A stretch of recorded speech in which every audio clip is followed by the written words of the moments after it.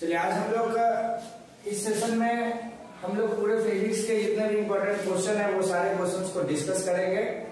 आप सभी स्टूडेंट को जो भी 2020 2025 एग्जामिनेशन सीबीएसई बोर्ड का दे रहे हो सारे बच्चों से रिक्वेस्ट है कि आप ये जो चैनल देख रहे हैं, इस चैनल का नाम है कैरियर मेकर दरभंगा। इस चैनल पे आप लोग लाइव क्लास देख रहे हैं। इसमें ये वीडियो बहुत ही इंफॉर्मेटिव हो सकता है आपके लिए। अगर आप ज्यादा इस वीडियो को भी आप 2-3 दिन के समय बचे हुए में जो भी टॉपिक आपको बताया जाएगा उस टॉपिक पे आप अगर काम करते हैं तो आपका मैक्सिमम नंबर क्वेश्चन आ सकता है और आप आसानी से अच्छे नंबर ला सकते हैं। सबसे पहले जो हम लोग देखते हैं वो है इलेक्ट्रिक करंट, इलेक्ट्रिसिटी चैप्टर में आज हम ज्यादा डिटेल में बात नहीं करेंगे, बट जो क्वेश्चन बनता है वो आप लोग को मैं बताऊंगा। पहला जो चीज आप लोग को पढ़ना था करंट के बारे में, चार्ज का प्रॉपर्टी। पहला जो क्वेश्चन बन सकता है वो है चार्ज का प्रॉपर्टी। चार्ज का प्रॉपर्टी क्या क्या था? पॉजिटिव को रिपेल करेगा और पॉजिटिव निगेटिव को अट्रैक्ट करेगा।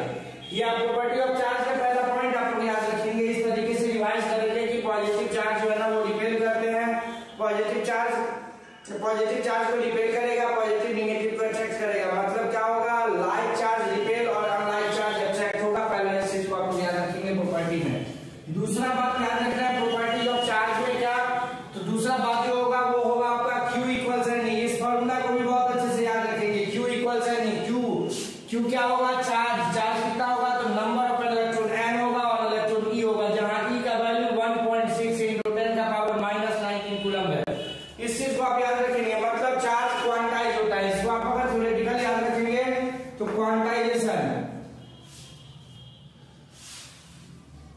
क्वांटाइजेशन की तरफ आप लोग सोच सकते हैं कि Q इक्वल्स एन ई, मतलब चार्ज होते हैं वो क्वांटाइज होते हैं, मतलब ये पूरा ओवरऑल नंबर होता है, ये फ्रैक्शन में नहीं हो सकता है ना। अब तीसरा चीज आप ये भी समझ सकते हैं कि चार्ज के केस में जब चार्ज फ्लो होता है तो वो करंट इलेक्ट्रिसिटी कहते हैं। चार्ज का फ्लो होना ही क्या होता है? इलेक्ट्रिसिटी का फ्लो है।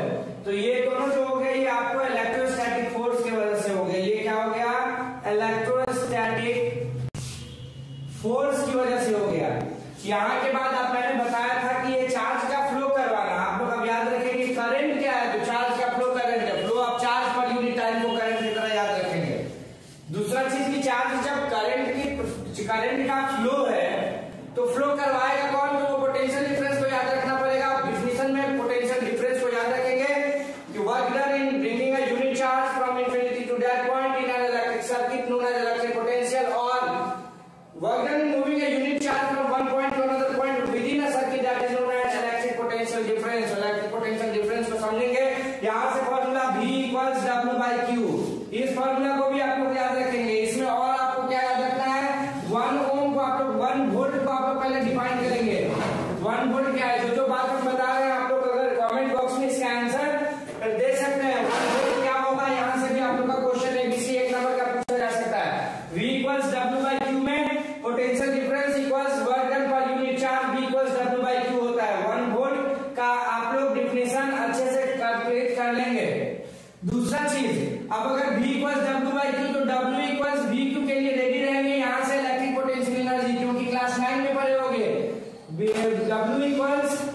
W इक्वल्स U, मतलब एनर्जी कितना होगा? जितना वर्क डन होगा। यहां से आप लोग इलेक्ट्रिक पोटेंशियल एनर्जी को तो U इक्वल्स VQ को समझेंगे। U इक्वल्स VQ को आप लोग यहां से समझेंगे। अभी तक क्या क्या हुआ? चार्ज का प्रॉपर्टी, 2 प्रॉपर्टी आप लोग चार्ज का याद रखेंगे। पोटेंशियल डिफरेंस किसको कहते हैं उसका डिफिनेशन के साथ साथ V इक्वल्स W/Q फार्मूला याद होना चाहिए। 1 वोल्ट क्या होता है इसका डिफिनेशन आपको रटा हुआ होना चाहिए।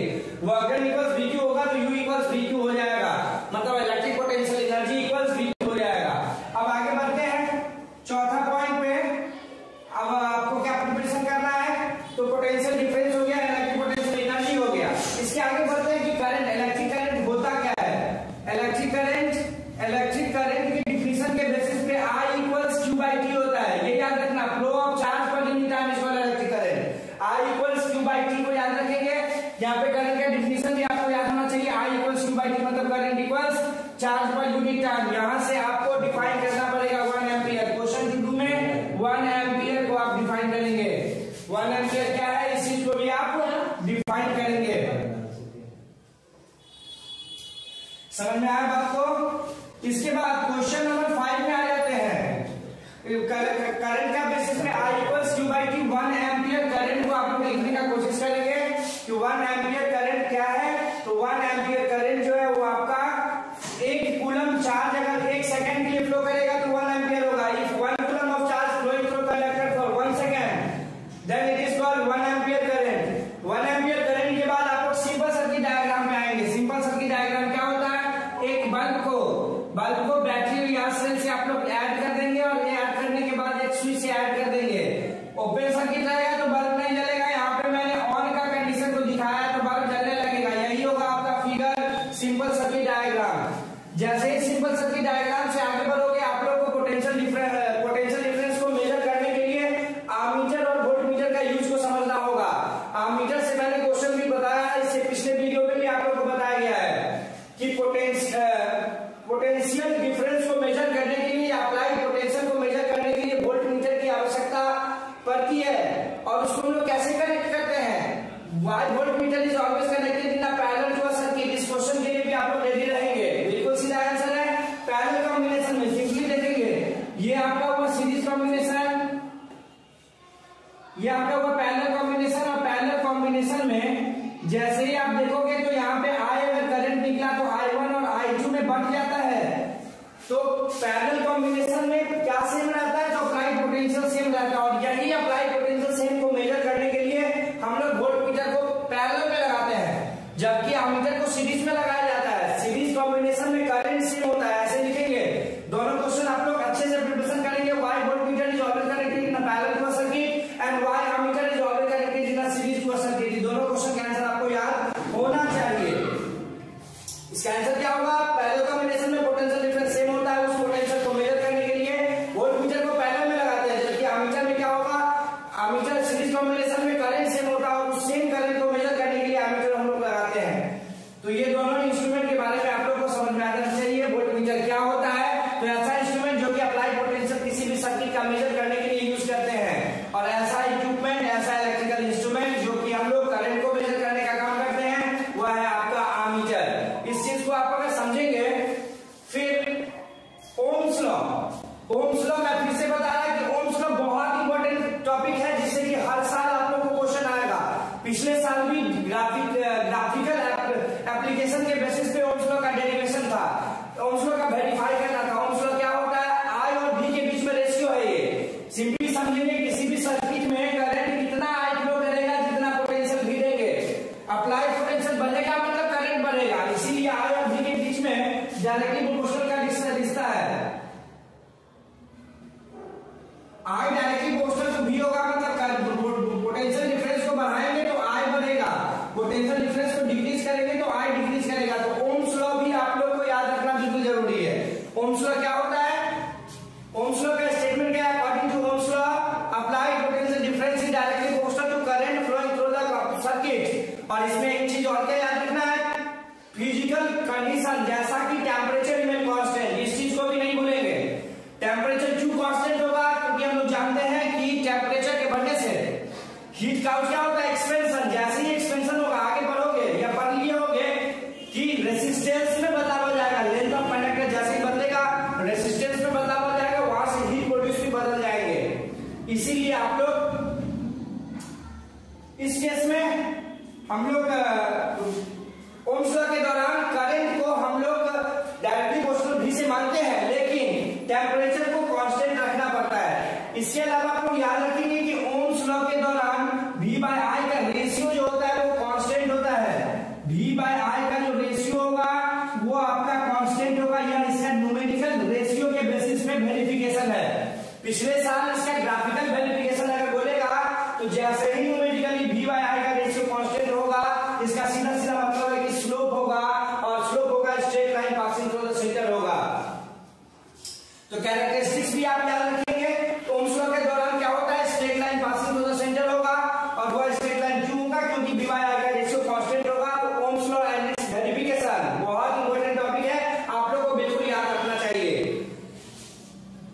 इसके बाद जैसे ही आप V इक्वल्स IR वाले फॉर्मूला से वाकिफ हो जाओगे, ओम्स लॉ का ये डेरिवेटिव फॉर्म में V इक्वल्स IR, क्योंकि V I और V के बीच में डायरेक्टली प्रोपोर्शनल है। और यहाँ पे I directly I equals 1/RV होता है, तो V इक्वल्स IR हो जाता। तो V equals IR Ohm's law का ही तो डेरिवेटिव है। और V इक्वल्स IR में R क्या है, तो R हो गया रेजिस्टेंस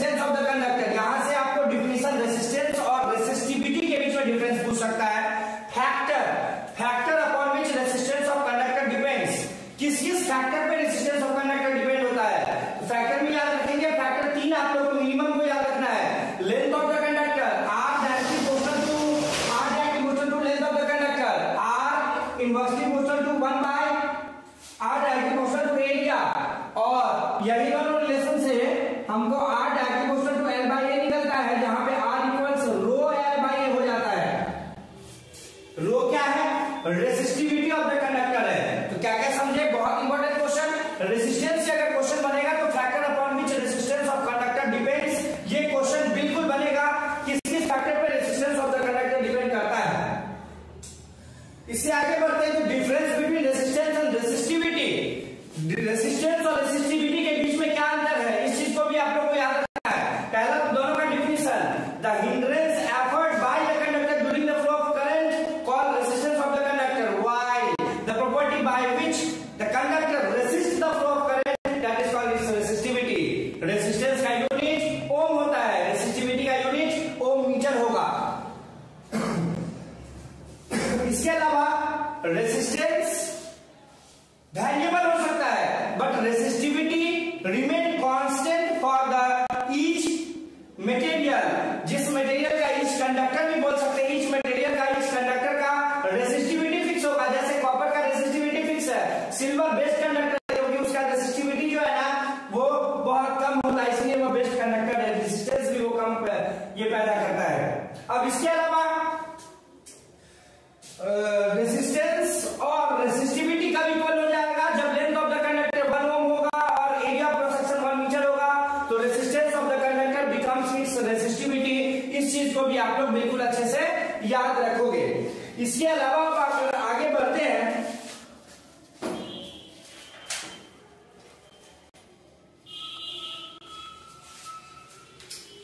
इसके अलावा आपका डेरिवेटिव पोर्शन स्टार्ट होता है। Derivative portion series of parallel combination का इक्विवेलेंट रेजिस्टेंस, ये भी टॉपिक बहुत इंपॉर्टेंट है। पिछली बार शायद पैरेलल के केस में पूछा था, इस बार सीरीज पूछ सकता है, इसीलिए ये टॉपिक बहुत ज्यादा इंपॉर्टेंट है। तो सीरीज कॉम्बिनेशन और पैरेलल कॉम्बिनेशन के बीच के डेरिवेटिव फॉर्म का क्वेश्चन क्या क्या हो सकता है, दोनों ही ओम्स लॉ का एप्लीकेशन है। ओम्स लॉ के बेसिस पे हम लोग इसको सॉल्व करते हैं। V इक्वल्स IR ही मेन इसका फॉर्मूला होता है। पहले तो सीरीज के केस में देख लें। सीरीज के केस में अगर एक रेसिस्टर है R1, एक दूसरा R2, तीसरा एक R3, R1, R2 and R3, तीन रेसिस्टर है, इसमें से I करंट फ्लो हो रहा है। तो सीरीज कॉम्बिनेशन में आपको पता है इसका पोटेंशियल V1 होगा, इसका पोटेंशियल V2 होगा और इसका पोटेंशियल V3 होगा। क्वेश्चन क्या होगा, क्यों ऐसा होगा, क्योंकि सीरीज कॉम्बिनेशन में क्या होता है, पोटेंशियल डिफरेंस। सीरीज कॉम्बिनेशन में पोटेंशियल डिफरेंस क्या होता है, अलग अलग होता है और करंट सेम होता है। यहां से अप्लाइड पोटेंशियल जो इसको अगर हम लोग भी दे देते हैं, अप्लाइड पोटेंशियल अगर हम लोग इसको भी दे देते हैं तो V इक्वल्स क्या हो जाएगा, V1 plus V2 plus V3, और according to Ohm's law V equals IR होता है। तो यहां पे V1 इक्वल्स IR1 हो जाएगा, तो V1 इक्वल्स IR1 हो जाएगा, इसको इक्वेशन 1 माने, इक्वेशन 2 माने, V2 इक्वल्स IR2 हो जाएगा, इक्वेशन 3, V3 इक्वल्स IR3 हो जाएगा, equation 4। Putting the value of equation 2, 3, 4 in equation 1, V equals IR1 plus IR2 plus IR3,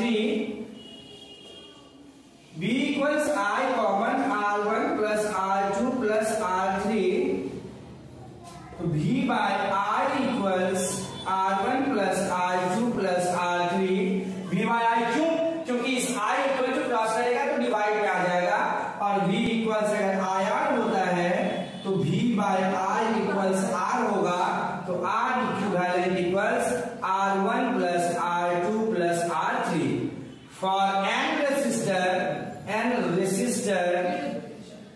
for n resistor R equivalent equals R1 plus R2 plus R3 plus Rn।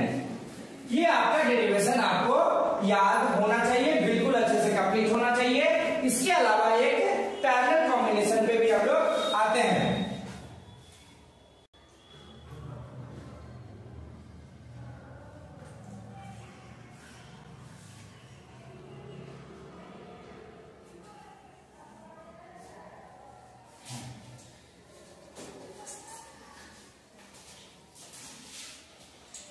ये था आपका series. फिर से मैं देख लूं, पहला चीज क्या समझना है सीरीज में, याद रखने वाली पॉइंट क्या क्या होगी। R1 R2 R3 तीन रेसिस्टर है, अप्लाई पोटेंशियल V है, तीनों का पोटेंशियल डिफरेंस अलग अलग होगा, V1 V2 V3।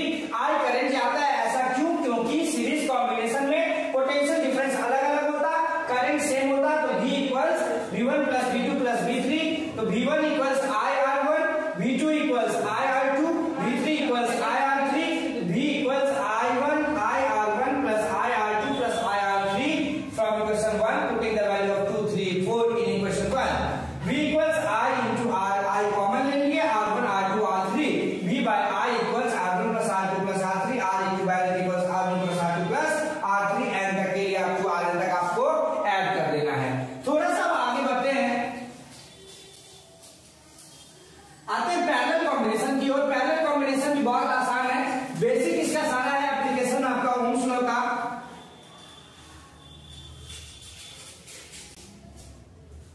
देखिए अब पैरेलल कॉम्बिनेशन ये मानते हैं R1 एक रेसिस्टर है और एक R2 रेसिस्टर है, इसको अप्लाई पोटेंशियल मैंने भी दे दिया, तो ये R1 में I1 करंट गया, इसमें I2 करंट गया, करंट I निकला। तो हम लोग क्या जानते हैं, दोनों का अप्लाई पोटेंशियल, पैरेलल के केस में पोटेंशियल डिफरेंस सेम होता है, करंट अलग अलग होता है। इस चीज को आप लोग याद रखेंगे। तो I equals I1 plus I2 plus I2 first equation. अब देखें इसमें हम लोग जानते हैं V इक्वल्स IR होता है, तो I equals V by R होगा, तो I1 equals V by R1, I2 equals V by R2। तो putting the value of equation 2 and 3 in equation 1, I equals V by R1 plus V by R2, I equals V common 1 by R1 plus 1 by R2, I by V equals 1 by R1 plus 1 by R2। तो V by I equals R, तो I by V equals 1 by R।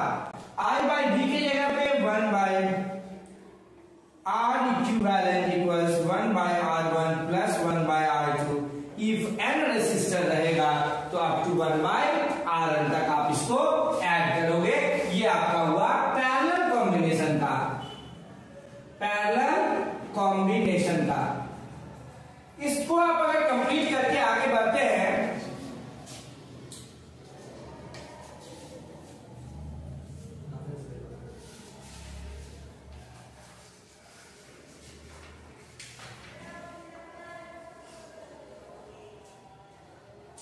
अब आ जाता है इस topic से। अब अगर आप आगे बढ़ेंगे तो इसमें देखेंगे हीटिंग इफेक्ट, जो मैंने पहले भी बताया था, बहुत इंपॉर्टेंट पॉइंट है। न्यूमेरिकल के बेसिस पे निश्चित ही इस चैप्टर, इस टॉपिक से क्वेश्चन आप लोग को देखने को मिलेगा। जो प्रीवियस वीडियो भी देखे हैं उसको समझ में आ गया होगा कैसे फॉर्मूला का यूज करना है। फॉर्मूला 3 ही है और 3 ही से हम लोग को सारा न्यूमेरिकल सॉल्व होगा, और उसको कैसे हम लोग देखेंगे इस चीज को समझिए।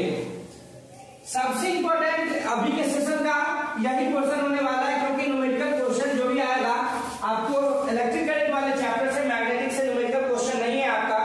इलेक्ट्रिक करंट वाला चैप्टर और लाइट के चैप्टर से ही न्यूमेरिकल क्वेश्चन रहेगा। तो इसके लिए आपको ये वाले इस पॉइंट पे जाओ, बहुत ज्यादा ध्यान देना है। सबसे पहले क्या होता है, हीटिंग इफेक्ट में हीट क्यों जनरेट होता है इलेक्ट्रिसिटी के कारण, तो ये समझेंगे। When electric current is allowed to pass through conductor, then during the flow of electron it collide with each other, due to this collision heat is generated। ऐसे समझेंगे, कंडक्टर के रेजिस्टेंस की वजह से इलेक्ट्रॉन कोलाइड होते हैं, और जैसे ही इलेक्ट्रॉन कोलाइड होगा हीट जनरेट करेगा। तो joules law of heating effect का क्या कहना था कि हीट जो है ना, वो U जो है ना, वो directly proportional to I square RT होता है। ये इसका रिलेशन है heating effect of electric current का। इसका खैर इसका डेरिवेटिव फॉर्म भी है, आप लोग डिराइव भी कर सकते हो, U equals I square RT। इसके लिए आप लोग डेरिवेशन में देखें, एक रेसिस्टर है R, इसको करंट पोटेंशियल V है और I करंट इसमें से फ्लो हो रहा है। तो आप लोग सिंपली समझ हम लोग जानते हैं डेरिवेशन, इसके डेरिवेशन को हम लोग कर रहे हैं, derivation of I square R T को, फिर इसका फॉर्मूला का यूज बनाएंगे और फिर कम से कम 10 क्वेश्चन पावर से रिलेटेड आप लोगों को करवाएंगे, सो दैट कि आपके एग्जाम में पावर से रिलेटेड क्वेश्चन गलत ना हो। अब हम लोग समझते हैं V equals W by Q होता है, तो W इक्वल्स VQ ही होगा, W इक्वल्स VQ होगा। और अभी हम लोग देखें ओम्स लॉ क्या कहता है, V इक्वल्स अगर IR होगा, और एक चीज और हम लोगों ने पहले ही पढ़ा है, I equals Q by T होता है, तो Q इक्वल्स IT होगा। तो इस W इक्वल्स V की जगह पे IR डाल देंगे और Q की जगह पे IT डाल देंगे, तो W equals I square RT हो जाएगा, मतलब U equals I square RT हो जाएगा, यही हीट निकलेगा। अब यहां पे ये जो एक्सप्रेशन जो देख रहे हैं, इसमें हमारे पास 1, 2, 3 और 4 अननोन क्वांटिटी है। कैसे क्वेश्चन बन सकता है, इस चीज को समझे। ये जो पहला जो फॉर्मूला है एनर्जी निकालने का, I स्क्वायर RT, इस फॉर्मूला का कब यूज करना है, जब क्वेश्चन में V नॉट गिवन हो। क्वेश्चन में क्या देखना है कि पोटेंशियल डिफरेंस कहीं डिस्कस नहीं किया गया हो और आपको बोल रहा है कि हीट निकाले कि कितना हीट प्रोड्यूस हुआ, इसके लिए फॉर्मूला I स्क्वायर RT वाला ही यूज करेंगे। दूसरा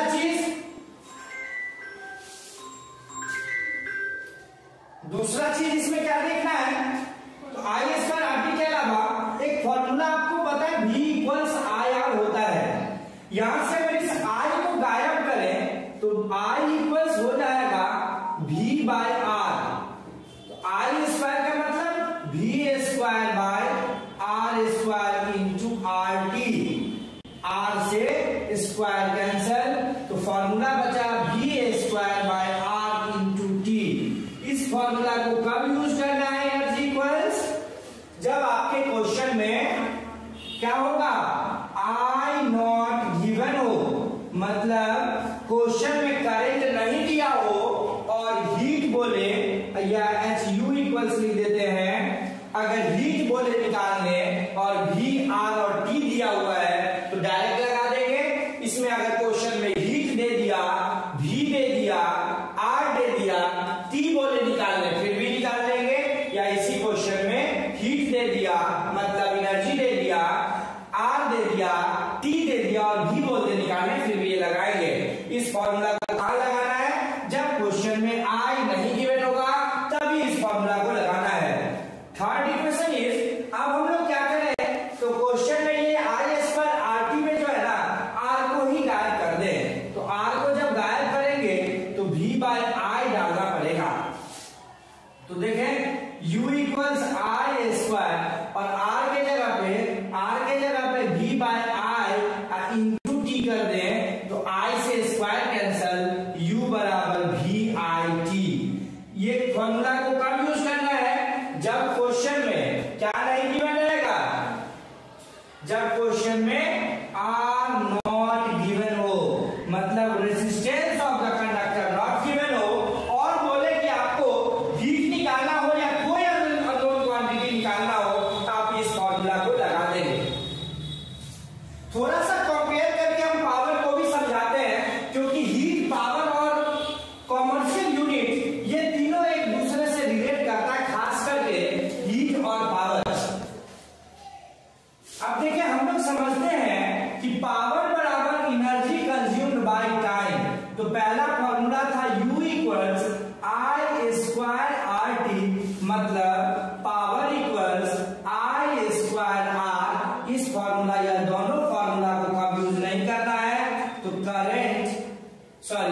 potential difference V not given हो क्वेश्चन में, V जो है ना वो नहीं गिवन हो क्वेश्चन में, तब इसको यूज करना है। दूसरा U equals V square by R into T, तो power equals V square by R। इस क्वेश्चन, इस फॉर्मूला को कब यूज करना है, जब क्वेश्चन में I नॉट गिवन होगा, I नॉट गिवन होगा, और U इक्वल्स VIT कब यूज करना है,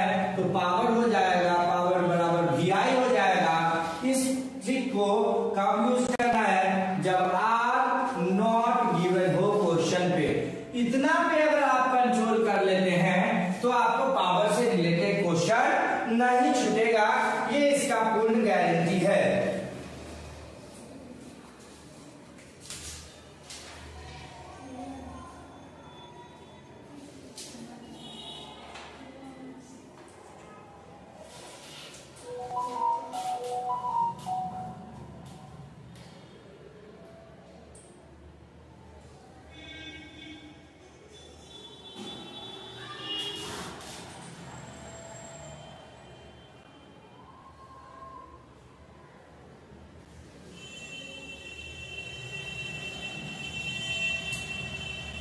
इसके अलावा कॉमर्शियल यूनिट पे अगर आया जाए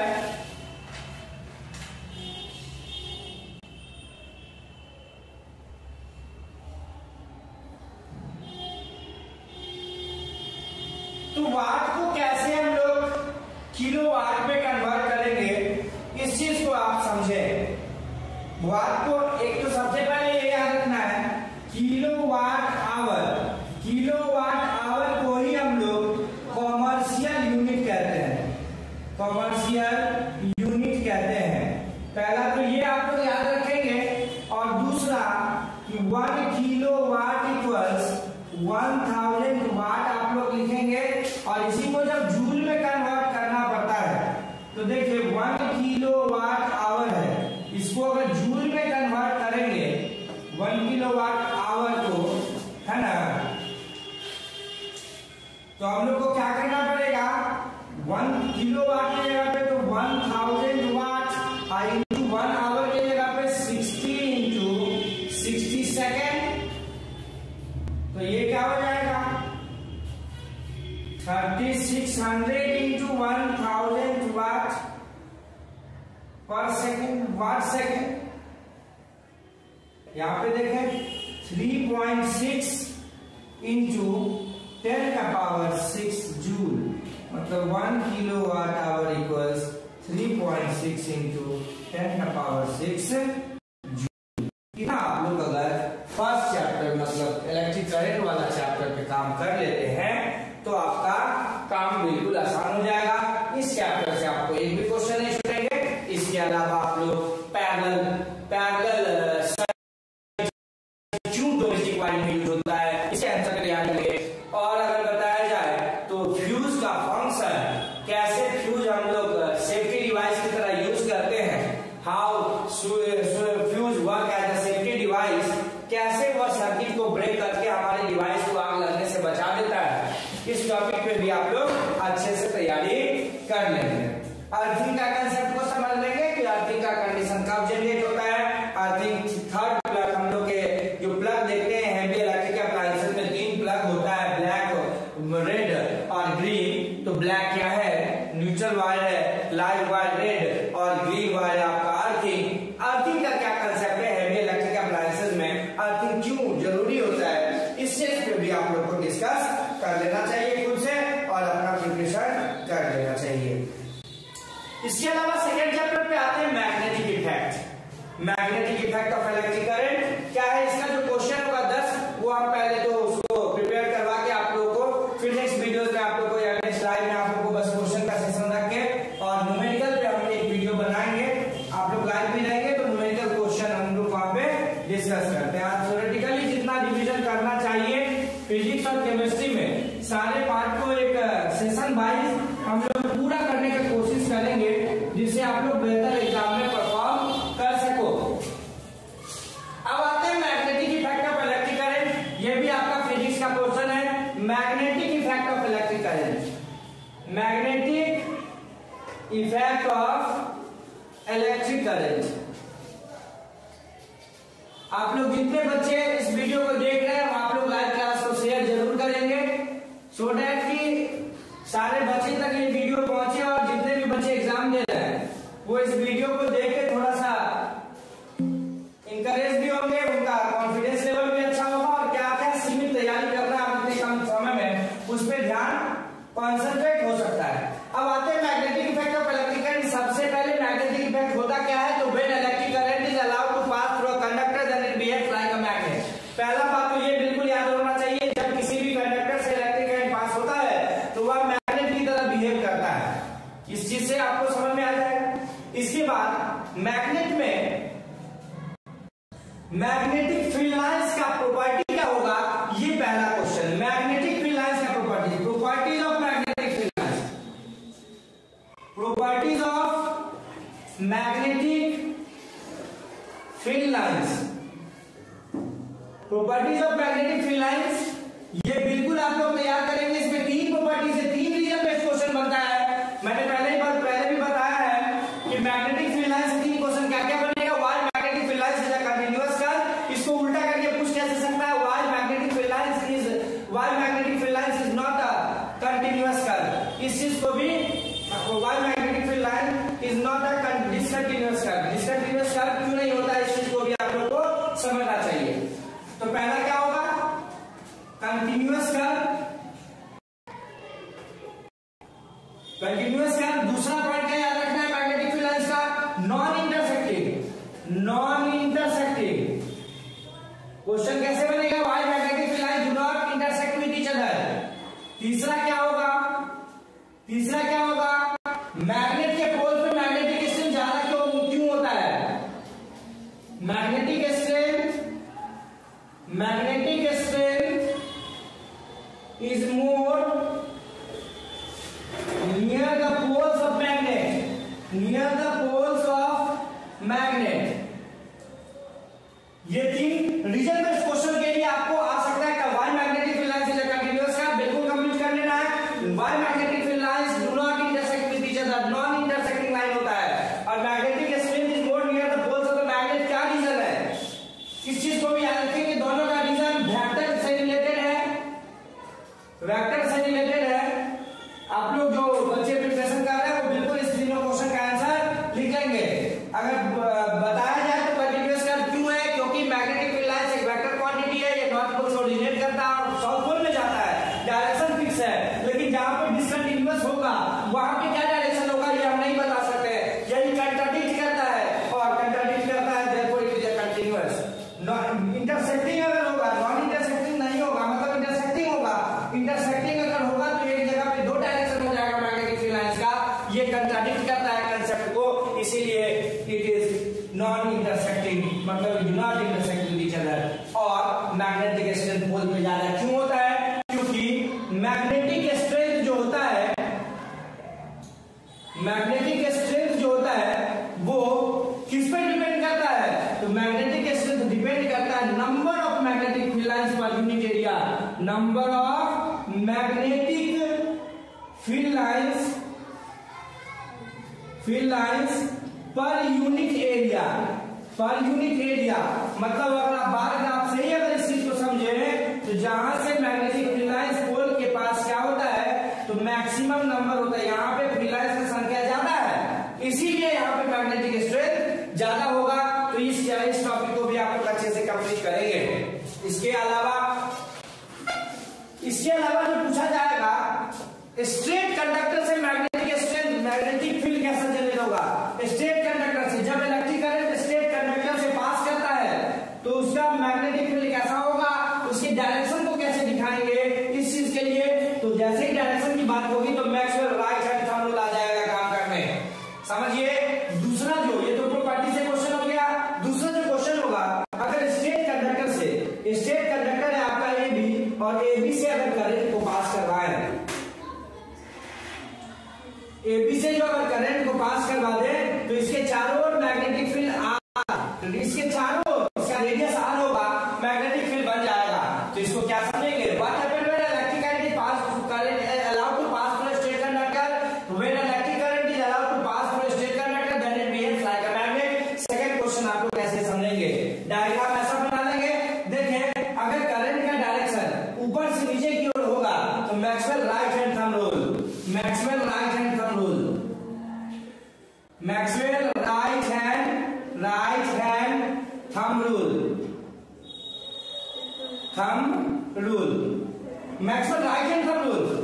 If we hold a current can be straight conductor in our right hand in such a way that if the thumb gives the direction of current then the curved finger gives direction of magnetic field। इस चीज को आप लोग याद रखेंगे। हिंदी में समझ लें, जब हम लोग करंट कैन स्ट्रेट कंडक्टर को हाथ में इस तरीके से रखें कि अगर थंब करंट की डायरेक्शन को बताएगा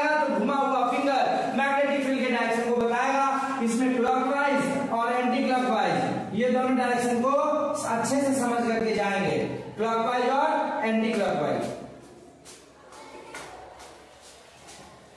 इसके अलावा तो मैक्सवेल आइगन फॉर्मूला बहुत इंपॉर्टेंट है। स्ट्रेट कंडक्टर, ये आपका किसका है? स्ट्रेट कंडक्टर का। स्ट्रेट कंडक्टर का क्या क्या हो गया प्रॉपर्टीज? स्ट्रेट कंडक्टर का सर्कुलर लूप पे, सर्कुलर लूप, सर्कुलर लूप। इसका फैक्टर भी याद रखेंगे। फैक्टर का क्या हो सकता है? सर्कुलर लूप से पहले फैक्टर मैग्नेटिक एक्सटेंशन किस किस फैक्टर पे डिपेंड करेगा? तो बी जो होगा वो डायरेक्टली प्रोपोर्शनल, बी है magnetic extension directly proportional to y and directly proportional to and inversely proportional to 1/2 pi r। मतलब B directly proportional to i by 2 pi r। मतलब मैग्नेटिक एक्सटेंशन बढ़ेगा कब? जब करंट बढ़ेगा। जब रेडियस बढ़ेगा तो मैग्नेटिक एक्सटेंशन कमेगा। मतलब दो फैक्टर, पहला फैक्टर I करंट और दूसरा फैक्टर क्या होगा स्ट्रेट कंडक्टर का? दूसरा फैक्टर होगा radius, radius of circular field. ये भी दूसरा क्वेश्चन आप लोगों को समझने की जरूरत है। ये स्ट्रेट कंडक्टर पे मैग्नेटिक एक्सटेंशन किस किस फैक्टर पे डिपेंड करेगा? तो करंट पे दूसरा, रेडियस ऑफ सर्कुलर फील्ड ये r पे डिपेंड करेगा। सोच के देखिए, कंडक्टर से जितना नजदीक रेडियस कमा स्ट्रेंथ बढ़ा, कंडक्टर से जितना दूर रेडियस बढ़ा स्ट्रेंथ कम गया। ये फैक्टर भी आप लोग याद रखेंगे। इसके अलावा सर्कुलर लूप, सर्कुलर लूप को भी याद रखेंगे। सर्कुलर लूप में क्या होता है? एक कंडक्टर को हम लोग क्या करते हैं? होल करवा के दो जगह से पास करवा के करंट का बैटरी और सेल से इसको जोड़ देते हैं। इसका अपना मैग्नेटिक फील्ड अलग बनता है, इस पॉइंट पे अपना मैग्नेटिक फील्ड अलग बन जाता है। सर्कुलर लूप के भी केस में आप लोग याद रखेंगे कि मैग्नेटिक स्ट्रेंथ कैसा बनता है, मैग्नेटिक फील्ड कैसा बनता है, इस चीज को भी आप लोग याद रखेंगे। इसके अलावा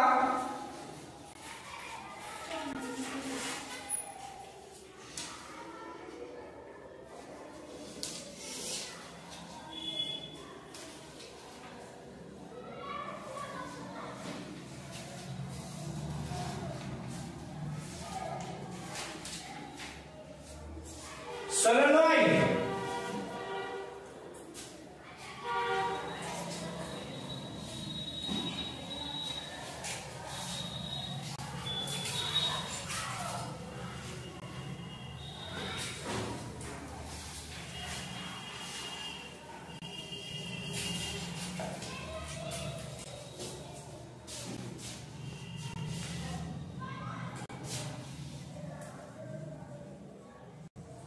सोलेनॉइड से भी क्वेश्चन पूछेगा।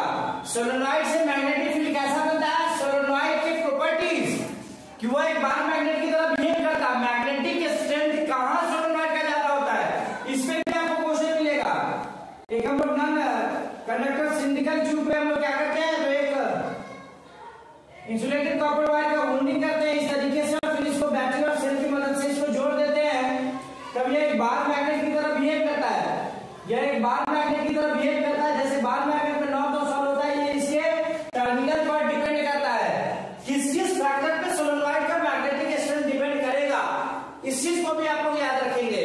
मैग्नेटिक फील्ड सोलेनॉइड में कैसा होता है, बाहर का डायरेक्शन क्या है, अंदर का डायरेक्शन क्या है, यूनिफॉर्म कहां होता है, मैक्सिमम कहां होता है मैग्नेटिक स्ट्रेंथ। इस टॉपिक पे भी आप लोग डिस्कस करेंगे। यहां से भी ये क्वेश्चन बन सकता है। इसके अलावा इलेक्ट्रोमैग्नेट, इसके अलावा सोलेनॉइड के अलावा इलेक्ट्रोमैग्नेट में याद रखेंगे कि इलेक्ट्रोमैग्नेट में सॉफ्ट आयरन कोर का क्यों यूज किया जाता है? Why soft iron core is used in an electromagnet? Why soft iron core is used in an electromagnet? Electromagnet में सॉफ्ट आयरन कोर का क्यों यूज होता है? तो याद रखेंगे, सॉफ्ट आयरन जितना जल्दी मैग्नेटाइज हो जाता है उतना ही जल्दी वो अपने मैग्नेटिक प्रॉपर्टी को लूज कर देता है। सॉफ्ट आयरन कोर क्या करता है? जितना जल्दी वो मैग्नेटाइज होता है करंट के कारण उतना ही जल्दी अपना मैग्नेटिक प्रॉपर्टी को लूज कर देता है। आंसर क्या होगा? Soft iron core is used in an electromagnet because it can easily get magnetised in the presence of electric current and easily loose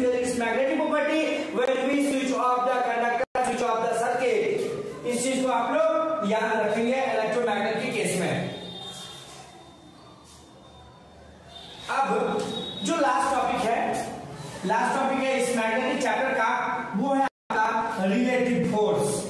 relative force इस बार का मेरे हिसाब से सबसे इंपॉर्टेंट टॉपिक होगा, जिससे आपको क्वेश्चन आएगा इस चैप्टर में। रिलेटिव फोर्स एक पहले से यहां पे मान लेते हैं कि एक स्टेट कंडक्टर है, स्टेट कंडक्टर है ए बी, और इससे हम लोगों ने करंट पास करवा दिया, यहाँ पे एक दूसरे बाहर मैग्नेट को फ्रीली सस्पेंड करवा दिए।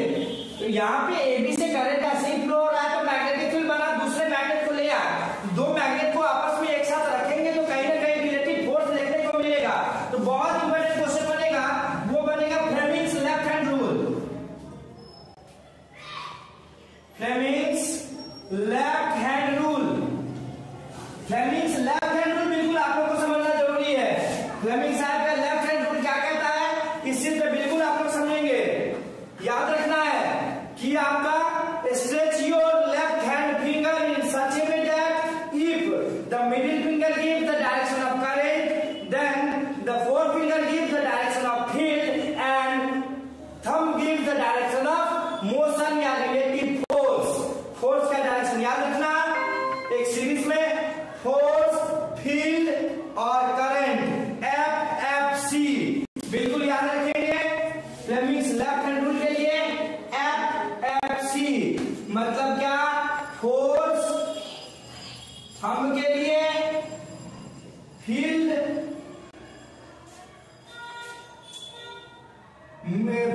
फोर फिंगर, और सी करंट।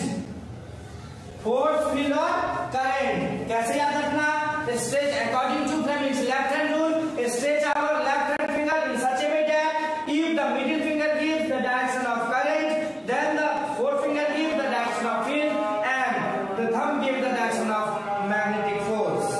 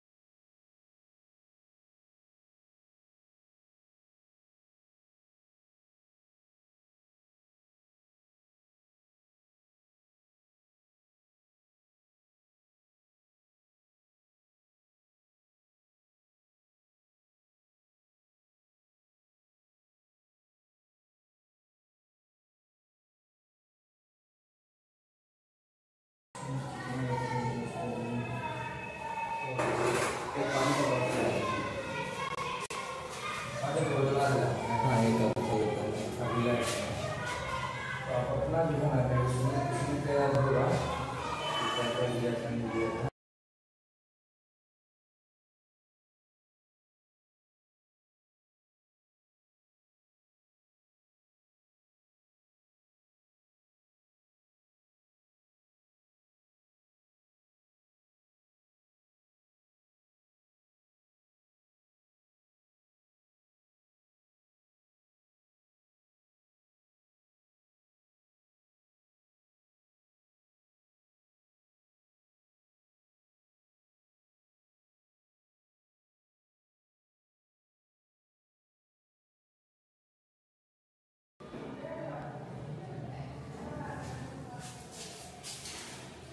ये था आपका last topic Fleming's left hand rule और फ्लेमिंग्स लेफ्ट हैंड रूल के अलावा जो इसका इससे क्वेश्चन बनता है what happen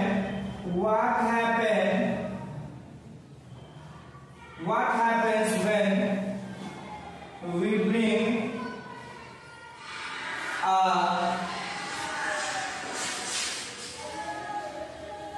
what happens when we bring a bar magnet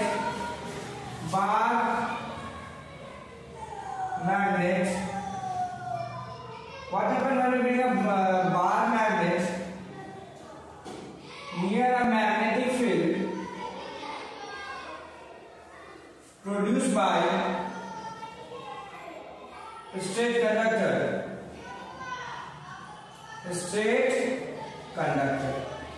मतलब मैग्नेटिक से आपको क्या क्या क्वेश्चन बना। पहला क्वेश्चन प्रॉपर्टी से रिलेटेड, तीन property why magnetic field lines are continuous curve, why magnetic field lines do not intersect with each other, why magnetic strength is more near the poles of magnet. इसके अलावा what happens when electric current is allowed to pass through a string conductor, magnetic field कैसा होगा, what are the factor upon which magnetic strength produced by a current carrying string conductor depends. इसका factor क्या क्या होगा। इसके अलावा magnetic field produced by a circular loop और circular loop के फैक्टर्स क्या क्या होंगे, किस किस फैक्टर पे सर्कुलर लूप पे मैग्नेटिक फील्ड डिपेंड करता है, मैग्नेटिक स्ट्रेंथ डिपेंड करता है। इसके अलावा Maxwell right rule if we hold a current carrying straight conductor in our right hand in such a way that if the thumb gives the direction of current then the third finger gives the direction of magnetic field। इस चीज को आप लोग complete कर लेंगे। इसके अलावा solenoid क्या है, सोलेनॉइड की प्रॉपर्टीज क्या क्या होते हैं, सोलेनॉइड का मैग्नेटिक फील्ड कैसा बन रहा है, सोलेनॉइड का डायग्राम। इससे हम आगे बढ़ेंगे इलेक्ट्रोमैग्नेट से। एक रीजन बेस्ड क्वेश्चन, इलेक्ट्रोमैग्नेट में सॉफ्ट आयरन कोर का क्यों यूज किया जाता है, because it can easily get magnetised in the presence of electric current and easily release this magnetic property when we cut off the supply of current, इसीलिए electromagnet का use है। इसके अलावा रिलेटिव फोर्स के लिए मैंने फ्लेमिंग्स लेफ्ट हैंड रूल को अच्छे से रिवाइज करवाया। फोर्स फील्ड और current, force field current FFC आप लोग याद रखेंगे, केएफसी नहीं एफएफसी बिल्कुल याद रखेंगे। फोर्स फील्ड और करंट मतलब पहला नंबर फोर्स जो थंब है, फील्ड जो आपका फोर फिंगर है, करंट जो आपका मिडिल फिंगर है। इसके अलावा what happens when we bring a bar magnet near a magnetic field produced by string conductor, relative force हम लोग को देखता हुआ मिलेगा। इतने क्वेश्चन पे आप अगर तैयारी कर लेते हो तो मैग्नेटिक चैप्टर आपका कंप्लीट हो जाएगा। नेक्स्ट जो पार्ट है आपका लाइट की ओर बढ़ते हैं और लाइट को हम रिवाइज करवा के इस फिजिक्स के सेशन को हम कंक्लूड करेंगे और मोस्ट प्रोबेबली कल केमिस्ट्री पे हम लोग डिटेल क्लास करेंगे। केमिस्ट्री का सेशन पूरा अर्ली से रहेगा ही शाम के समय में। आज फिजिक्स का पूरा ओवरऑल तैयारी कर लें, कल केमिस्ट्री का कर लेंगे हम लोग। फिर आप लोगों को परसों 19 है, 19 को आप बायो का प्रिपरेशन कर लेंगे तो एक अच्छा आपका स्ट्रेटेजी एग्जाम के लिए रहेगा जिससे आप बेहतर स्कोर कर सकते हैं अपने एग्जाम में। जितने भी स्टूडेंट इस वीडियो को देख रहे हैं उन लोगों से रिक्वेस्ट है कि इस लाइव क्लास को ज्यादा से ज्यादा शेयर करें। जितना आप ज्यादा शेयर करोगे उतना बच्चा इस कम से कम वीडियो से कॉन्फिडेंटली एग्जाम के लिए प्रिपेयर हो सकते हैं, एग्जामिनेशन में वो बेहतर परफॉर्म कर सकते हैं।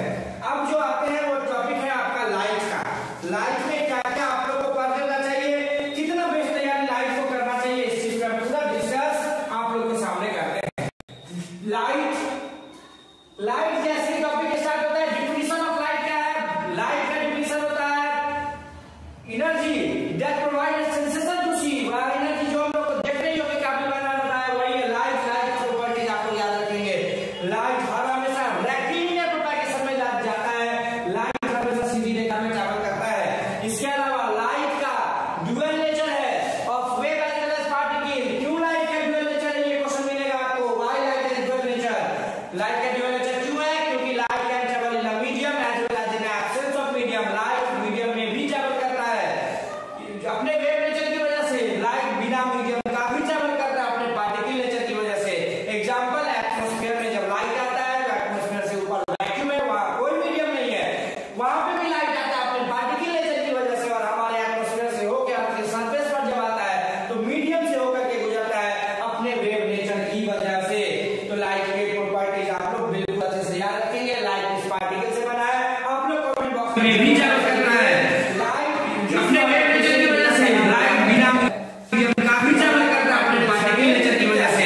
एग्जांपल, एटमॉस्फेयर में जब लाइट आता है तो एटमॉस्फेयर से ऊपर वैक्यूम है, वहां कोई मीडियम नहीं है, वहां पे भी लाइट आता है अपने पार्टिकल नेचर की वजह से। और हमारे एटमॉस्फेयर से होकर अपने सरफेस पर जब आता है तो लाइट हमेशा सीधी रेखा में ट्रैवल करती है। लाइट को हमें स्ट्रेट वाला होगा स्ट्रेट पाथ। इससे जब आगे बढ़ोगे सबसे important question, laws of reflection. हम लोग लाइट के प्रेजेंस में क्यों कोई चीज को देख पाते हैं? क्योंकि लाइट से रिफ्लेक्ट होकर हमारी आंखों तक मिलता है तब हम किसी चीज को देख पाते हैं। When a light ray coming from a source reflects from a body and it meets to our eyes, then we are able to visualize the things. तो रिफ्लेक्शन क्या होना जरूरी है किसी भी चीज को देखने के लिए? रिफ्लेक्शन क्या होता है? The bouncing back of light after a strike रेखा में ट्रैवल करती है। लाइट को हमें स्ट्रेट वाला होगा स्ट्रेट पाथ। इससे जब आगे बढ़ोगे सबसे important question, laws of reflection. हम लोग लाइट के प्रेजेंस में क्यों कोई चीज को देख पाते हैं? क्योंकि लाइट से reflection, laws of reflection. Laws of reflection को बिल्कुल आप लोग अच्छे से पढ़ेंगे। रिफ्लेक्शन का लॉ क्या है? पहला law, angle i equals angle e. किसी भी रिफ्लेक्शन के दौरान एंगल ऑफ इंसिडेंस और angle of reflection, angle i equals angle e, angle i equals angle r, sorry angle i और एंगल आर बराबर होता है। ये पहला लॉ है। और दूसरा law, incident ray reflected ray and the normal to the point of incidence और lies in the same plane. Incident ray, reflected ray और नॉर्मल ये सारे एक ही पॉइंट पे लाई करते हैं। तो रिफ्लेक्शन ऑफ लाइट का लॉ आप लोग को बहुत इंपॉर्टेंट है। इसके अलावा properties of image form by plane mirror बिल्कुल आप लोग याद रखेंगे। लॉ ऑफ रिफ्लेक्शन के बाद properties of image formed by plane mirror. Properties of image formed by plane mirror को भी बहुत अच्छे से याद रखना। ऑब्जेक्ट डिस्टेंस, इमेज डिस्टेंस बराबर होता है, लैटरल इन्वर्जन शो करता है, इरेक्ट इमेज बनाता है, वर्चुअल इमेज बनाता है, बहुत सारे पॉइंट्स है। हाइट ऑफ ऑब्जेक्ट, हाइट बराबर होगा, ये सारे पॉइंट आप लिख देंगे तो properties of image formed by plane mirror आपका कंप्लीट हो जाएगा। इसके अलावा अगर स्फेरिकल मिरर की बात की जाए तो कॉनकेव और कॉन्वेक्स को कन्वर्जिंग और डाइवर्जिंग क्यों कहते हैं? इस पे बिल्कुल तैयारी करेंगे। कॉनकेव और कॉन्वेक्स को कन्वर्जिंग और डाइवर्जिंग क्यों कहते हैं रिस्पेक्टिवली? इस पे जरूर आप लोग प्रिपरेशन करेंगे। कॉनकेव और कॉन्वेक्स पे रियल और वर्चुअल के बीच में डिफरेंस बिल्कुल 4 पॉइंट में याद रखेंगे। रियल इमेज लाइट रे का एक्चुअल मीट के कारण बनता है, याद रखेंगे पहला पॉइंट। रियल और वर्चुअल के बीच में रियल इमेज लाइट रे के एक्चुअल मीट से बनता है, वर्चुअल इमेज लाइट रे के एपियर्स टू मीट से बनता है। तो real image is formed by the actual meet of light ray and when the light ray appears to meet then virtual image is formed. Real image हर हमेशा क्या करता है? तो इस मिरर के सामने बनता है, और जबकि वर्चुअल इमेज मिरर के बिहाइंड बनता है। सेकंड पॉइंट ये भी हो जाएगा। रियल इमेज हर हमेशा इनवर्टेड होगा, उल्टा होगा, याद रखोगे। रियल इमेज उल्टा होगा लेकिन वर्चुअल इमेज इरेक्ट होगा, आप लोग बिल्कुल याद रखेंगे। रियल इमेज को स्क्रीन पे ऑपरेट कर सकते हैं, वर्चुअल इमेज को स्क्रीन पे ऑपरेट नहीं किया जा सकता है। यह 4 डिफरेंस आप लोग बिल्कुल याद रखेंगे। इसके अलावा रियल और वर्चुअल के अलावा 5 पोजीशन, मैं फिर से बता रहा कि 5 पोजीशन जहां पर इमेज का फॉर्मेशन बहुत जरूरी है, वो आपको याद रखना है। कॉनकेव के केस में, कॉनकेव के केस में फटाफट आप लोग तैयारी कर ले। एक बार मेरे साथ पूरे डायग्राम को प्रैक्टिस कर ले। मैं इस बोर्ड को टोटल 5-6 पार्ट में डिवाइड करता और सारे में कहां कहां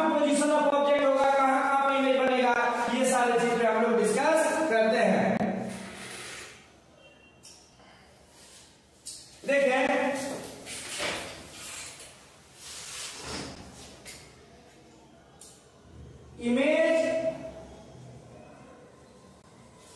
formed by concave mirror। ये बहुत इंपॉर्टेंट है, इसमें से दो नहीं जाएगा, निश्चित ही एग्जाम में आएगा, आप लोग बिल्कुल गांठ बांध लेंगे।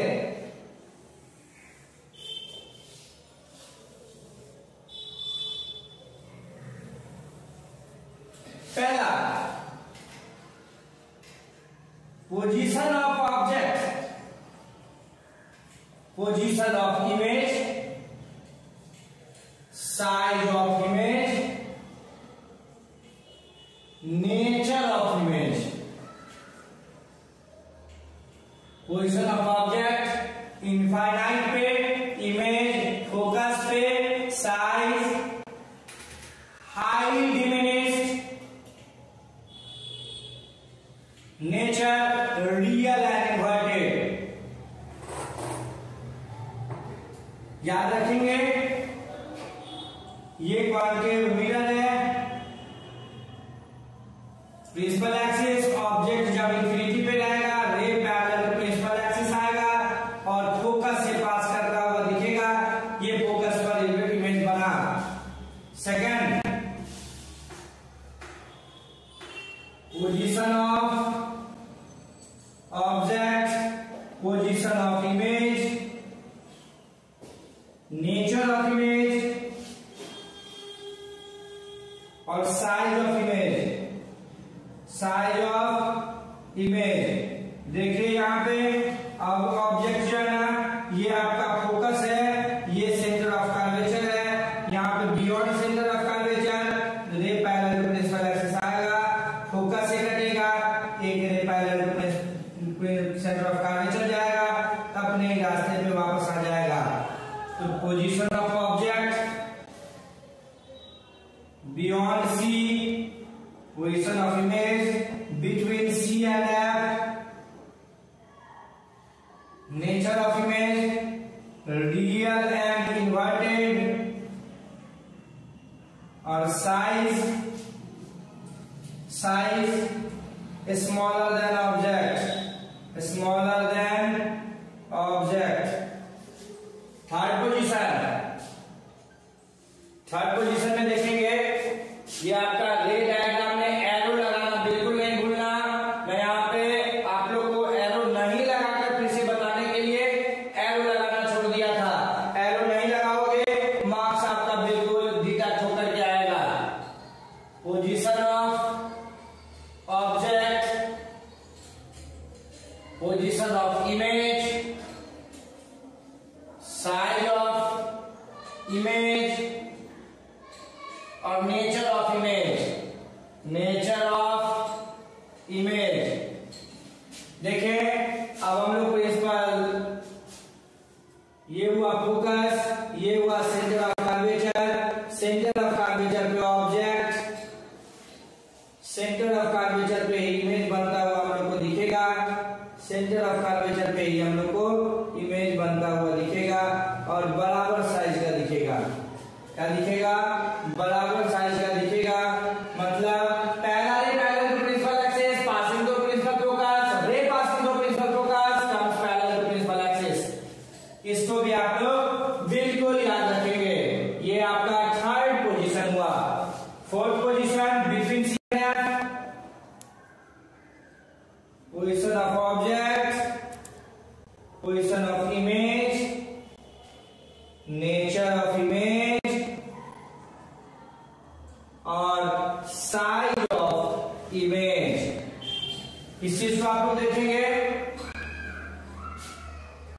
तो पोजीशन ऑफ ऑब्जेक्ट अब क्या हो जाएगा देख लेते हैं। ये आपका कॉनकेव मिरर है, ये प्रिंसिपल एक्सिस, ये फोकस, ये सेंटर ऑफ कर्वेचर।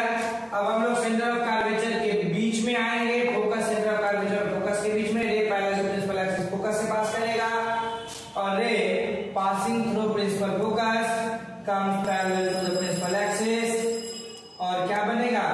तो यहाँ पे बियॉन्ड सेंटर ऑफ कर्वेचर दोनों रे आकर के मिलेगा। तो पोजीशन ऑफ ऑब्जेक्ट क्या होगा? Between C and F। Position of image क्या होगा? पोजीशन ऑफ इमेज क्या होगा? बियॉन्ड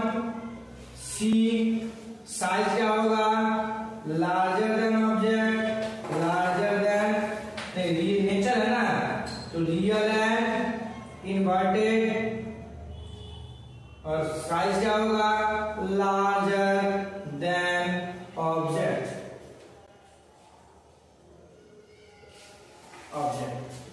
थर्ड वाले में क्या था, सेंटर ऑफ कर्वेचर पे एट सी, इमेज भी at C, size equal to object और nature real and inverted.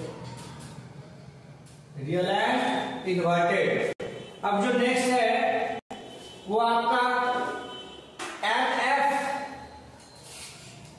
Position number 5वां, पोजीशन ऑफ ऑब्जेक्ट, पोजीशन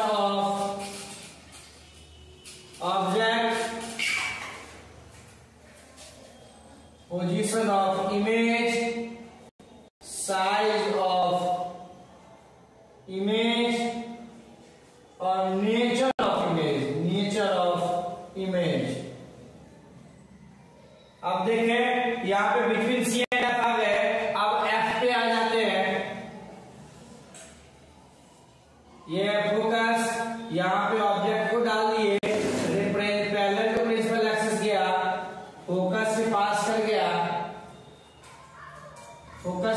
कर गया, और एक हो जाएगा directed toward centre of curvature, retrace its original path, और ये रे पैरेलल टू ईच अदर हो जाएगा, रिट्रेस इट्स ओरिजिनल पाथ, ये रे पैरेलल टू ईच अदर हो जाएगा। और पोजीशन ऑफ ऑब्जेक्ट एफ हो जाएगा, पोजीशन ऑफ इमेज इंफिनिटी पे, साइज मैग्नीफाइड और nature real and inverted. And fourth point is sixth point, sorry, position of object,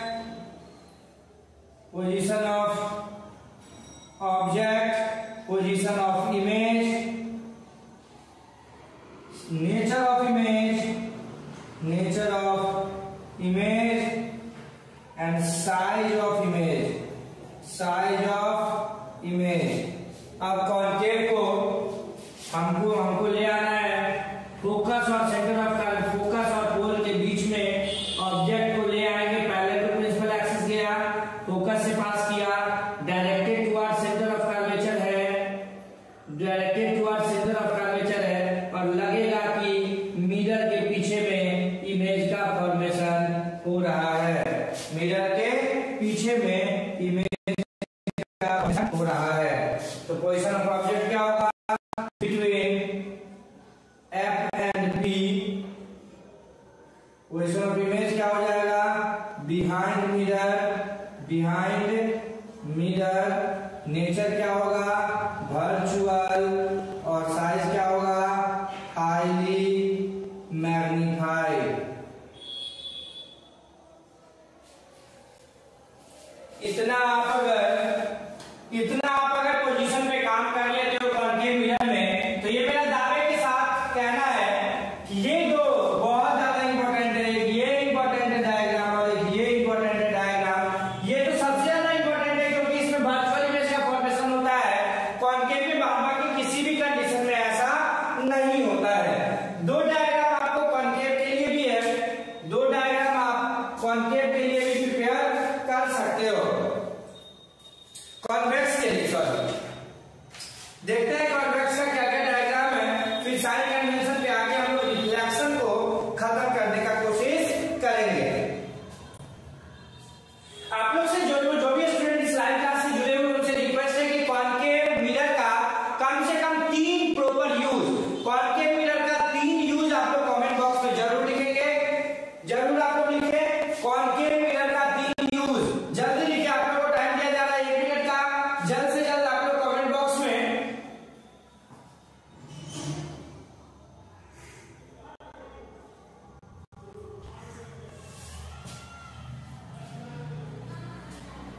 concave mirror का 3 यूज जरूर लिखे।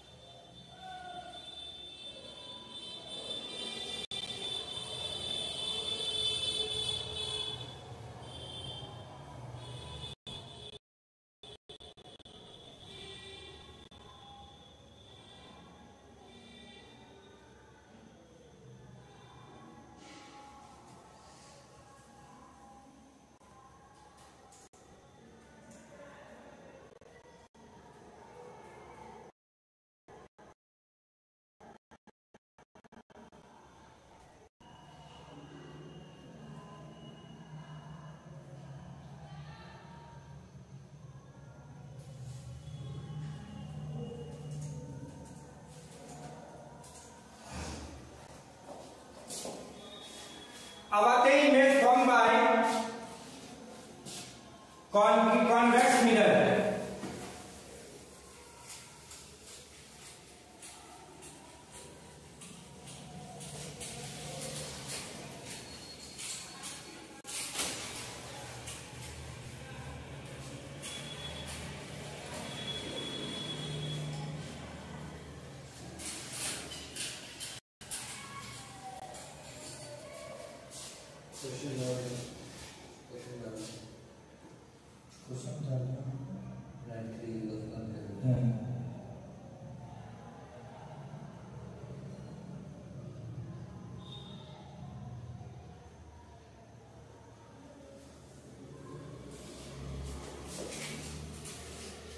अब आ जाते हैं कॉन्वेक्स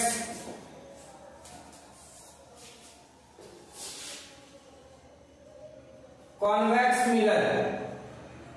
कॉन्वेक्स मिरर को हम लोग डायवर्जिंग मिरर भी कहते हैं। Why convex mirror is called diverging mirror? इस पे आप लोग जरूर बेस्ट तरीके से प्रिपरेशन करोगे। इसके अलावा इसकी दो पोजीशन है। पहला position of object, position of image, nature of image और size of image. Position of object क्या होगा इस कंडीशन में? इनफाइनाइट। इमेज फोकस पे बनेगा। नेचर वर्चुअल और इरेक्ट होगा, वर्चुअल और इरेक्ट होगा। और साइज क्या होगा? Highly diminish, highly diminish. देख लीजिए ये आपका कॉन्केव मिरर है।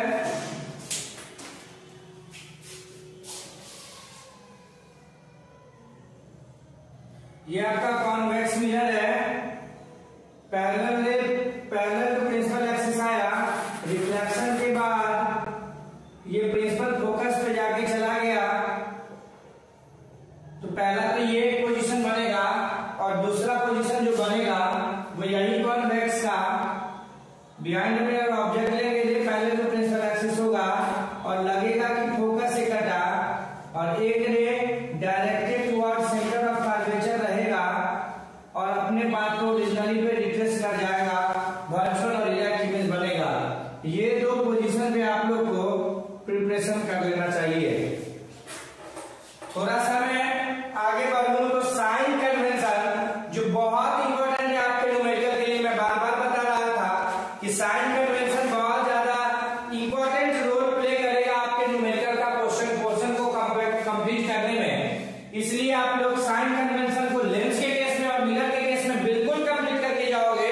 साइन कन्वेंशन में 2 पॉइंट से, एक साइड मिरर का और एक साइड लेंस का, दोनों का साइन कन्वेंशन से क्या पॉजिटिव निगेटिव होगा मैं फिर से आपको वो ट्रिक बता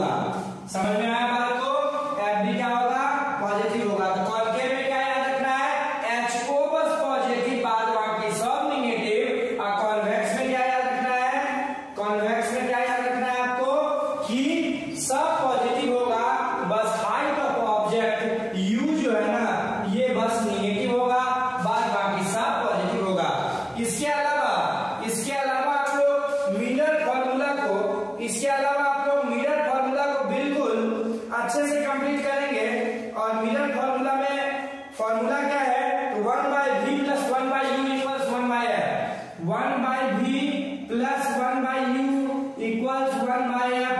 ये फॉर्मूला को आप लोग बिल्कुल याद रखेंगे, यूबीएफ वाला ये फॉर्मूला को याद रखना है। और क्या याद रखना है, तो magnification m equals hi/ho equals -v/u। ये दो फॉर्मूला को याद रखना है, साइन कन्वेंशन के बेसिस पे प्लस माइनस लगवाना है और न्यूमेरिकल को बिल्कुल सॉल्व करना है। इतना आप लोग का रिफ्लेक्शन के केस में क्वेश्चन आते हैं। लास्ट वाला जो क्वेश्चन बनता है वो रिफ्रैक्शन और ह्यूमन आई। रिफ्रैक्शन के लिए मैं बता दूं, रिफ्रैक्शन में रिफ्रैक्शन ऑफ लाइट क्या होता है, बेंडिंग ऑफ लाइट रे क्या होता है, इसमें याद रखेंगे। क्वेश्चन वाले एकदम टॉपिक रखें, रिफ्रैक्शन ऑफ लाइट होता क्या है और रिफ्रैक्शन क्यों होता है। पहला question, what do you mean by refraction and why refraction of light, अगर पहला क्वेश्चन लिखे। दूसरा क्वेश्चन कि रिफ्रैक्टिव इंडेक्स क्या है, रिफ्रैक्टिव इंडेक्स और स्पीड में क्या रिलेशन है, इस चीज को भी आप लोग समझेंगे। तीसरा क्वेश्चन, लॉज ऑफ रिफ्रैक्शन, बहुत इंपॉर्टेंट है। Laws of refraction, first law, second law, Snell's law जिसको कहते हैं, first law incident ray reflected ray normal to the point of reflection और refraction all lies in the same plane. Laws of refraction को बिल्कुल complete करके exam में जाओगे, बिल्कुल अच्छे से लिखे जाओगे। इसके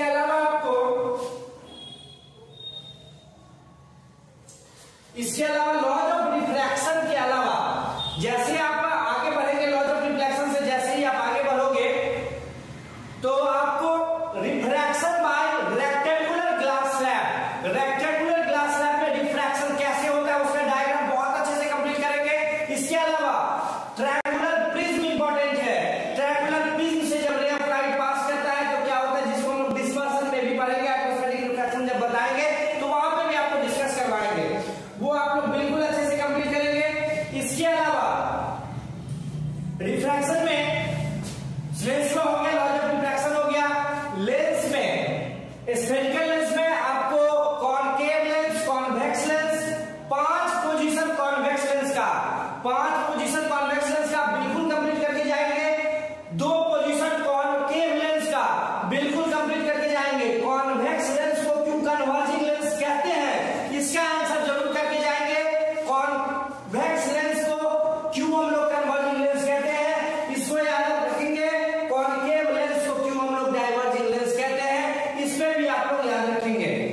कॉनकेव लेंस का क्या यूज है, कॉन्वेक्स लेंस का क्या यूज है, 3 पॉइंट में बिल्कुल कंप्लीट करके रखना है। 5 पोजीशन कॉन्वेक्स का, सॉरी 6 पोजीशन कॉन्वेक्स का, 2 पोजीशन कॉनकेव का, बिल्कुल प्रैक्टिस करके एग्जाम में जाना है, बिल्कुल याद रखेंगे। कॉन्वेक्स के केस में, कॉन्वेक्स के केस में 6 पोजीशन और कॉनकेव के केस में 2 पोजीशन, बहुत इंपॉर्टेंट है आपके एग्जामिनेशन के पॉइंट ऑफ व्यू से। इसके अलावा साइन कन्वेंशन, साइन कन्वेंशन को मैं फिर से समझा दूं। अगर हम लोग कॉन्वेक्स लेंस लेते हैं तो कॉन्वेक्स लेंस में याद रखना, क्या क्या याद रखना, u जो होगा वो आपका निगेटिव होगा, v जो होगा वो पॉजिटिव होगा, फोकल लेंथ पॉजिटिव होगा, और क्या होगा, हाइट ऑफ ऑब्जेक्ट पॉजिटिव होगा और हाइट ऑफ इमेज क्या होगा, निगेटिव होगा। वहीं पे कॉनकेव लेंस में चला है, कॉनकेव लेंस में अगर आते हो तो देखेंगे u क्या होगा, निगेटिव होगा, v क्या होगा, निगेटिव होगा, f क्या होगा, निगेटिव होगा, ho क्या होगा, पॉजिटिव होगा, hi क्या होगा, तो वो पॉजिटिव होगा। ये हुआ आपका साइन कन्वेंशन कॉन्वेक्स और कॉनकेव लेंस का। और फिर जो साइन कन्वेंशन के अलावा मिरर जो फॉर्मूला है आपका, मिरर फॉर्मूला को भी बहुत अच्छे से कंप्लीट करने की आवश्यकता है। मिरर फॉर्मूला में क्या था आपका, सॉरी लेंस फॉर्मूला में क्या था, तो लेंस फॉर्मूला कहता है 1/v - 1/u इक्वल्स 1/f। ये याद रखेंगे, 1/v - 1/u इक्वल्स 1/f। इस फॉर्मूला से रिलेटेड भी क्वेश्चन आपको न्यूमेरिकली याद रखना है। और कैसे, तो बिना साइन कन्वेंशन लगाए इस फॉर्मूला पे जब आप वैल्यू डाल देंगे तो वहां पे आपको ब्लंडर होने की संभावना होगी।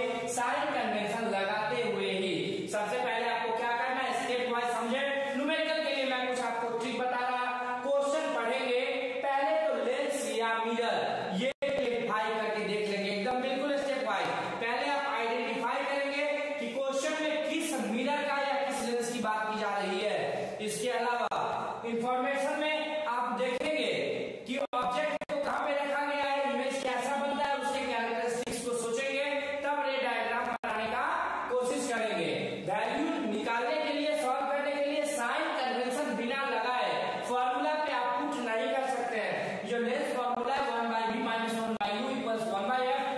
आप बिल्कुल भी पुट नहीं कर सकते हैं। इस चीज का जरूर आप लोग ख्याल रखेंगे।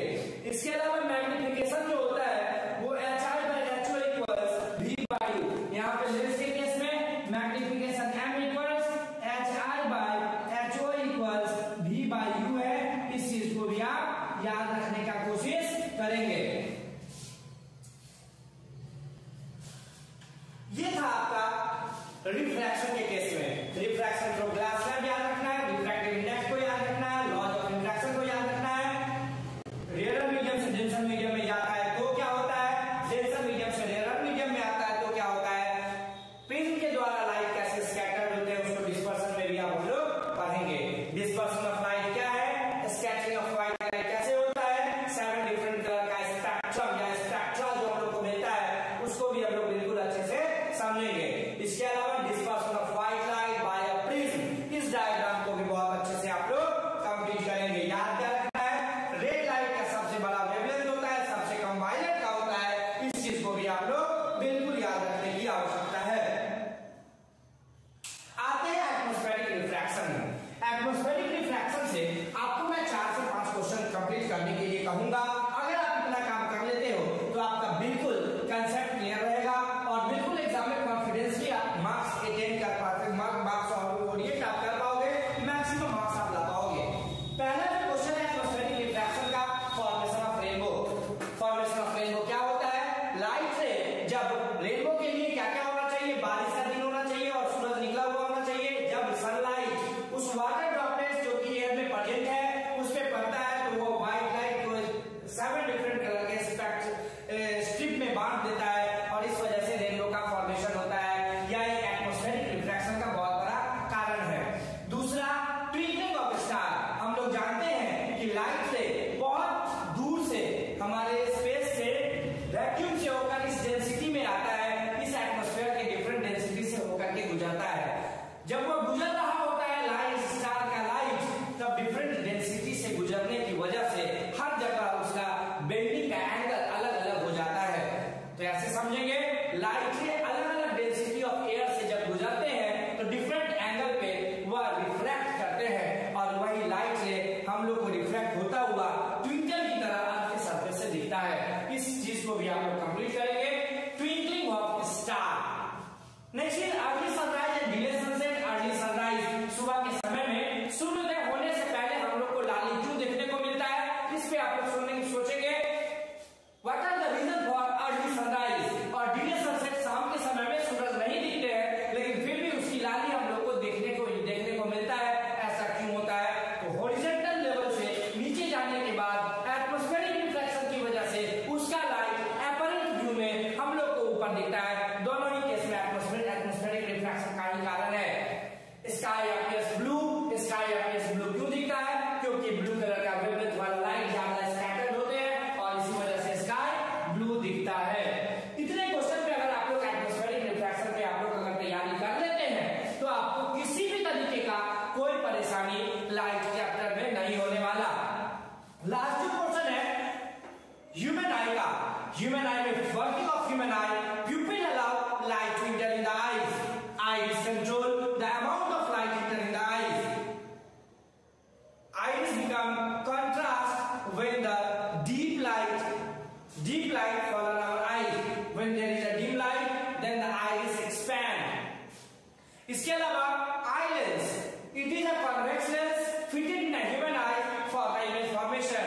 When light rays allowed to pass through the eye lens, then the inverted image is formed over a retina which acts as a screen where the inverted image is corrected to a erect image which we visualize. इसके अलावा there is a spot on a retina which is called blind spot, जहां पर image formation के बाद किसी भी तरीके का कोई चीज हम लोग को नहीं दिखता है। इसका फील आप कब कर सकते हो, जब आप ठंड के दिनों में धूप में बैठे होते हो, अचानक आप घूमने जाते हो तो आपको पूरा ब्लैक हो जाता, कुछ देर बाद वो कलर एडजस्ट होता है और फिर आप आराम से विजुअलाइज कर सकते हो चीजों को। उस दौरान ब्लाइंड स्पॉट पे इमेज का फॉर्मेशन होता है। इसके अलावा रेटिना पे 2 तरीके के सेल्स अवेलेबल होते हैं, कोन सेल्स और रॉड सेल और cone cell. Rod cell black and white light के लिए कैपेबल है, वो डिस्टिंग्विश कर सकता, बट कौन से और डिफरेंट कलर को डिटेक्ट करने में हमारी मदद करता है। ये हुआ आपका पूरा ह्यूमन आई का पूरा वर्किंग। इसके अलावा ऑप्टिक नर्व्स भी प्रेजेंट होते हैं हमारे आंख के सबसे इंटर वाले पार्ट में, जिसका काम होता है it interpret message to the brain. वह ब्रेन तक मैसेज को इंटरप्रेट करके पहुंचाने का काम करता है, जिस वजह से हम लोग रिएक्ट करके अपनी चीजों को समझ सकते हैं।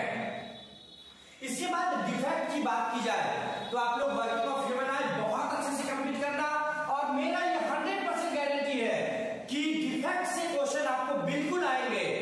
Myopia and hypermetropia. मायोपिया क्या होता है? ऐसा डिफेक्ट ऑफ विजन जिसमें आप लोग नजदीक की चीज को अच्छे से देख पाते लेकिन दूर की चीजों को अच्छे से नहीं देख पाते, इस डिफेक्ट को हम लोग मायोपिया कहते हैं।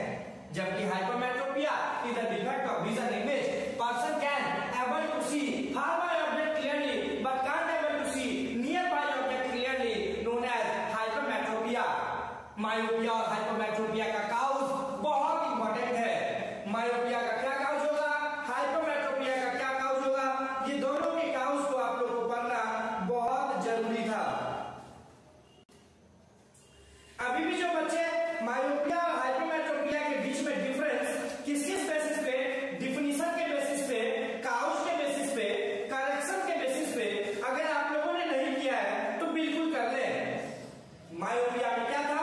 ऐसा बीमारी जिसमें आप नजदीक के चीजों को देख सकते, दूर के चीजों को नहीं देख सकते, मायोपिया कहलाता है। जबकि ऐसा बीमारी जिसमें आप दूर के चीजों को अच्छे से देख सकते, नजदीक की चीजों को अच्छे से नहीं देख सकते, वह हाइपरमेट्रोपिया कहलाता है।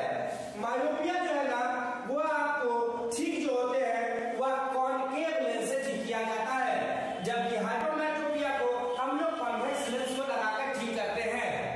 अगर कॉज की बात की जाए तो मायोपिया का जो काउज होगा, आईबॉल इलोंगेट कर जाएगा, या दूसरे तौर पे अगर कहा जाए तो फोकल लेंथ शॉर्टर हो जाना, आईबॉल का बढ़ जाना या फोकल लेंथ का छोटा हो जाना मायोपिया का कारण है। जबकि हाइपरमेट्रोपिया के केस में आईबॉल का छोटा हो जाना और फोकल लेंथ का बढ़ जाना, यही दोनों मुख्यतः कारण होते हैं हाइपरमेट्रोपिया के। तो क्या क्या पॉइंट क्लियर हुआ? मायोपिया का definition, the defect of vision in which a person can see far by object clearly but can't able to see near by object clearly, known as myopia. It is corrected by using a concave lens. While the defect of vision in which a person can able to see far by object clearly but can't able to see near by object clearly, known as hypermetropia. This defect is corrected by using convex lens.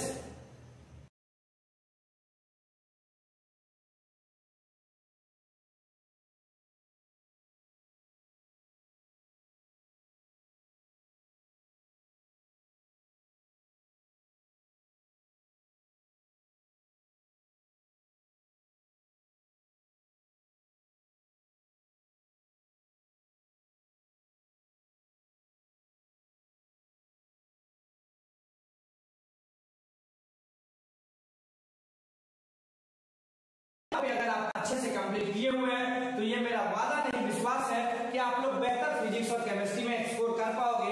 ये तो खैर physics का ये महामैराथन classes था, session था, जिसमें मैंने सभी बातों को जो जितना इंपॉर्टेंट है उस बेसिस पे मैंने आप लोग के लिए रखा है। और इस क्लास को करने के बाद हम न्यूमेरिकल पोर्शन के लिए स्पेशली 10 क्वेश्चन इलेक्ट्रिक करंट के पावर से रिलेटेड जो मैंने पहले ही गेस किया हुआ है, और लाइट से न्यूमेरिकल जो क्वेश्चन मैंने बता रहा वो रिफ्लेक्शन और रिफ्रैक्शन के केस में मिरर फार्मूला और लेंस फार्मूला, और वो कैसे क्वेश्चन होंगे तो जिसमें फार्मूला मिरर हो या लेंस हो, दोनों में मैग्निफिकेशन से घुसा हुआ क्वेश्चन बन सकता है। इस चीज पे मैं एक और सेशन करवाऊंगा आप लोग को फिजिक्स में। कल आप लोग इसी चैनल पे नोटिफिकेशन का वेट करेंगे। इसी चैनल पे केमिस्ट्री का लाइव क्लास होगा, जिसमें पूरे केमिस्ट्री के जो चैप्टर है, चैप्टर वाइज मैं आपको रिवीजन करवाऊंगा। Chemical reaction and it's equation, acid base Ansar, metal non metal, इसके अलावा कार्बन कंपाउंड ऑर्गेनिक केमिस्ट्री का जो बोल सकते हैं कि सबसे प्रीमियर, सबसे जो प्राइमरी तौर पे जो लोग पढ़ते हैं वो कार्बन कंपाउंड है। इसमें क्लास होंगे